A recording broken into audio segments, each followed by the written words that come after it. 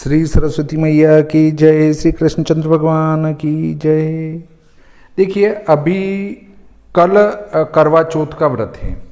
कल करवा चौथ का व्रत है और अभी लोगों में एक असमंजस की स्थिति बनी हुई है कि क्या नवविवाहिताएं करवा चौथ का व्रत करें या न करें। इसको लेकर अलग अलग व्यक्ति अलग अलग उपदेश दे रहे हैं। कोई कह रहा है इस साल नहीं करोगे तो अगले साल तो अधिक मास है, इसलिए अगले साल नहीं कर पाओगे। देखो, अब इनको लोगों को कैसे समझाएं। तो आज मैं आपको श्लोक सहित बताऊंगा कि क्या करना चाहिए, व्रत करना चाहिए या व्रत नहीं करना चाहिए। तो देखिए, लिखा है शास्त्र में, हेमाद्रो गार्ग्यः अस्तगे च गुरु शुक्रे बाले वृद्धे मलीम्लुचे उद्यापन मुपारंभम व्रता नामनेव कार्येत तत्रैव वृद्धमनु बृहस्पति अग्न्यादानं प्रतिष्ठां च यज्ञदान व्रतानि च मांगल्यमभिषेकं च मलमास विवर्जयेत बाले वा यदि वा वृद्धे शुक्रे चास्तंगतो गुरो मलमासे च एतानि वर्जयेत देवदर्शनम। देखिए, इनका अर्थ यह है कि शुक्र या गुरु अस्त होना तो दूर की बात है, परंतु यदि वे बाल या वृद्ध हों तो भी व्रत का आरंभ नहीं करना चाहिए। हाँ, पर अभी जो फैशन का युग चल रहा है, फैशन के युग में गारंटी की आवश्यकता नहीं होती है। मान लो हमने 4 व्हीलर खरीदी और जाके किसी के ठोक दी और मर गए, तो वो उसमें गारंटी नहीं होती है।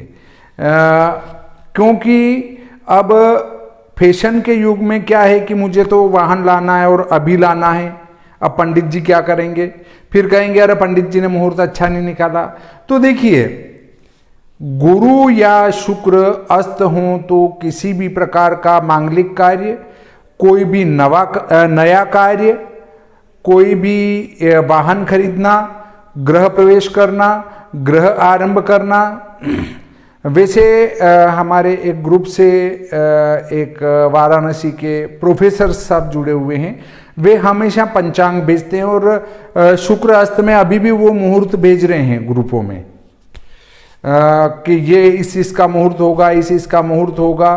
तो आजकल क्या फैशन चल गया है, और इस फैशन में फिर क्या होता है कि व्यक्ति जो है ज़्यादा से ज़्यादा मुहूर्त देगा। अब जो पंचांग ज़्यादा से ज़्यादा मुहूर्त लगाएगा उसको पंडित ज़्यादा से ज़्यादा खरीदेंगे। परंतु कुछ ऐसे भी पंचांग हैं जो अपना स्टैंडर्ड खत्म नहीं करते हैं। चाहे पंचांग कम बिके या ज़्यादा बिके, परंतु जिस स्टैंडर्ड से पंचांग निकल रहा है वो उसी स्टैंडर्ड से निकलता है। जैसे श्री भादव माता पंचांग में कोई समझौता नहीं, जो शास्त्र में लिखा गया है उसी के अनुसार पूरा व्रत पर्वादि का निर्णय दिया जाता है। तो आप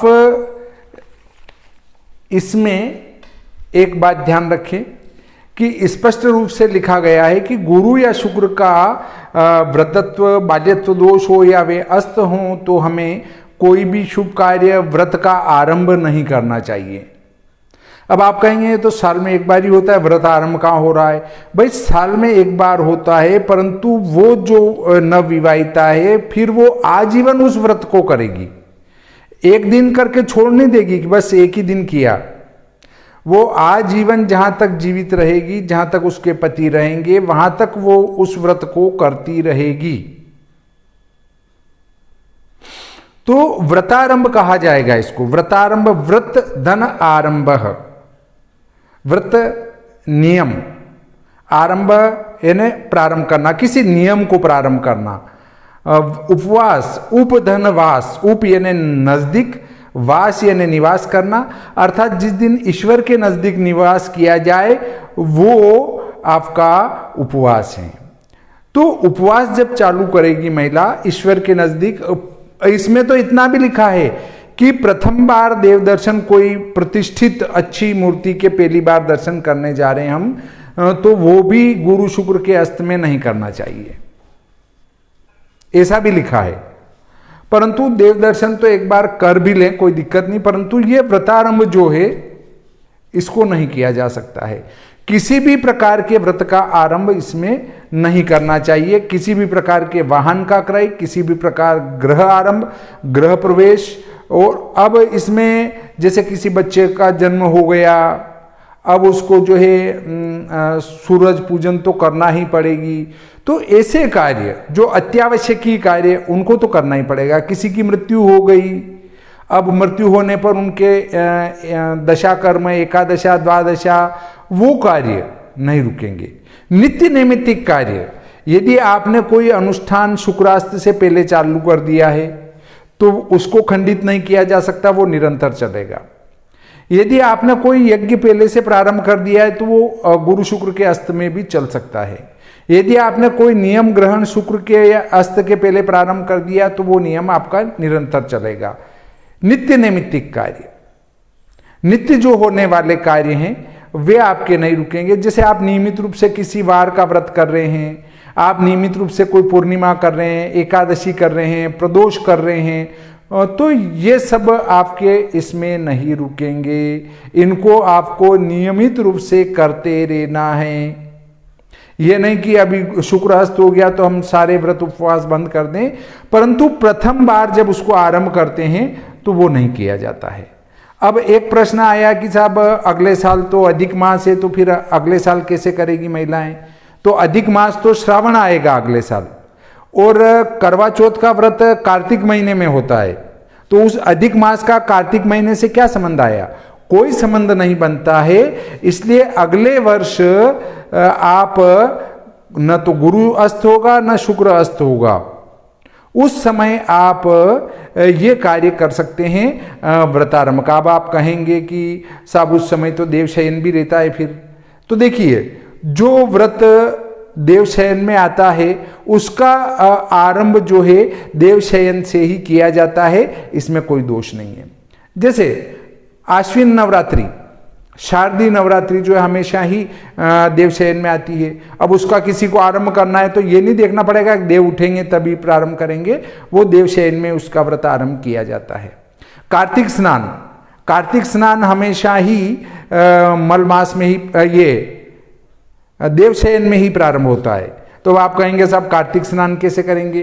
कार्तिक स्नान आप अगर नियमित रूप से कर रहे हैं और तो उसमें नियमित करें न करें, कभी भी प्रारंभ कर रहे हैं तो भी आपका वो विचार नहीं होगा कि देवशयन है साहब इस समय। तो कार्तिक स्नान में नहीं है, श्रावण का स्नान कर सकते हैं, ऐसे स्नानों में कोई दिक्कत नहीं है।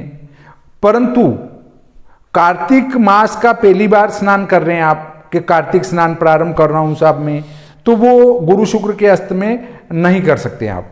अभी शुक्र का तारा अस्त है, तो इस वर्ष अगर आप प्रथम बार कार्तिक स्नान प्रारंभ करने वाले हैं, नहीं कर सकते हैं। वैसे तो कार्तिक स्नान प्रारंभ करने वाले का हो गया होगा, पर उनको नहीं करना था, क्योंकि गुरु शुक्र के अस्त में कोई भी शुभ कार्य नहीं किए जाते हैं किसी भी प्रकार के। मेरे पास भी बहुत आते हैं साहब क्या करें, हमको तो हमारे तो शादी आ रही है, हमको तो उससे पहले गृह प्रवेश करना है, तो फिर मैं भी कह देता हूं कर लो। एक बार समझाया जाता है कि साहब देखिए गुरु शुक्र के अस्त में तो ये कार्य नहीं किए जाते हैं। तो नहीं साहब देखो थोड़ा और, वाह साहब पर होता नहीं है ना साहब। नहीं नहीं पंडित जी आप तो पंचांग में देखो तो सही।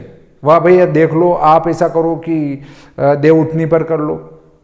नहीं नहीं पंडित जी वो तो बहुत लेट हो जाएगा, थोड़ा और देखो, धनतेरस पे कर लो। नहीं नहीं पंडित जी बहुत लेट हो जाएगा, थोड़ा और देखो। तो वह सब ये कार्तिक कृष्ण पक्ष प्रतिपदा को कर लो। नहीं नहीं पंडित जी वो तो वो बहुत लेट हो जाएगा, फिर हमारी व्यवस्था नहीं बैठेगी। वाह भैया तुम तो दशहरे पर कर लो। वो वाली बातें हैं। तो इस प्रकार ये स्वयं सिद्ध मुहूर्त बनते गए। बाकी स्वयं सिद्ध मुहूर्त कोरी कल्पना है, इस पर भी मेरा एक वीडियो है स्वयं सिद्ध मुहूर्त। स्वयं सिद्ध मुहूर्त कोरी कल्पना मात्र हैं। यदि उस दिन व्यतिपात वेदरति आदि योग आ गए तो आपका स्वयं सिद्ध वो कहाँ जाएगा। तो इस पर विचार करना चाहिए हमें। कुल मिलाकर इस वर्ष आपको नव विवाहिता को करवा चौथ का व्रत प्रारंभ नहीं करना चाहिए। वे अगले साल करें, उसमें चाहे अधिक मास रहेगा तो वो तो श्रावण रहेगा, कार्तिक में इसका कोई दोष नहीं है। फिर भी यदि कोई अधिक मास की शंका करे तो अधिक मास में भी पहले का कृष्ण पक्ष शुद्ध होता है, दूसरे का शुक्ल पक्ष शुद्ध होता है, इसलिए उसमें भी कोई व्रत किया जाता है तो शुक्ल पक्ष का शुक्ल पक्ष में, कृष्ण पक्ष का कृष्ण पक्ष में किया जाता है, इसलिए अधिक मास का विचार भी इसमें नहीं किया जाता है। तो देखिए, अब कल जब आप करवा चतुर्थी का व्रत करेंगे तो करवा चतुर्थी का व्रत 13 अप्रैल नहीं, गलत कहने में आ गया, अप्रैल याद रह गया था मुझे, 13 अक्टूबर 2022 कार्तिक कृष्ण पक्ष चतुर्थी गुरुवार को होगा करवा चतुर्थी का व्रत। जो माता बहनें पूर्व से ही करवा चतुर्थी का व्रत कर रही हैं उनके लिए यहाँ किसी प्रकार की कोई रुकावट नहीं है, वे नियमित रूप से इस कार्य को कर सकती हैं। ये जो आएगा वो 13 अक्टूबर 2022 को रहेगी और इस दिन नीमच में जो चंद्रोदय होगा वो 8:29 पर होगा। अब यहाँ से अगर हम पश्चिम में जाएंगे तो वो और देरी से चंद्रोदय होगा, और अगर पूर्व में बढ़ेंगे तो पूर्व में जाने पर वो और जल्दी चंद्रोदय हो जाएगा। तो आप 8:30 से 9 बजे के लगभग चंद्र दर्शन करें, चंद्रमा की पूजा करें और फिर कथा वगैरह आदि करके जो है बड़े प्रेम से इस करवा चतुर्थी को मनाएं। तो देखिए, इसके लिए आप करवा चतुर्थी का व्रत करने के बाद या पहले यदि कथा श्रवण करना चाहें तो मैं डिस्क्रिप्शन में इसकी लिंक डालूंगा करवा चतुर्थी के व्रत की, तो आप वहां से करवा चतुर्थी के व्रत को करवा चतुर्थी के व्रत की कथा को श्रवण कर सकते हैं। तो इस प्रकार आज का ये प्रकरण यहीं समाप्त होता है। श्री सरस्वती मैया की जय, श्री कृष्णचंद्र भगवान की जय।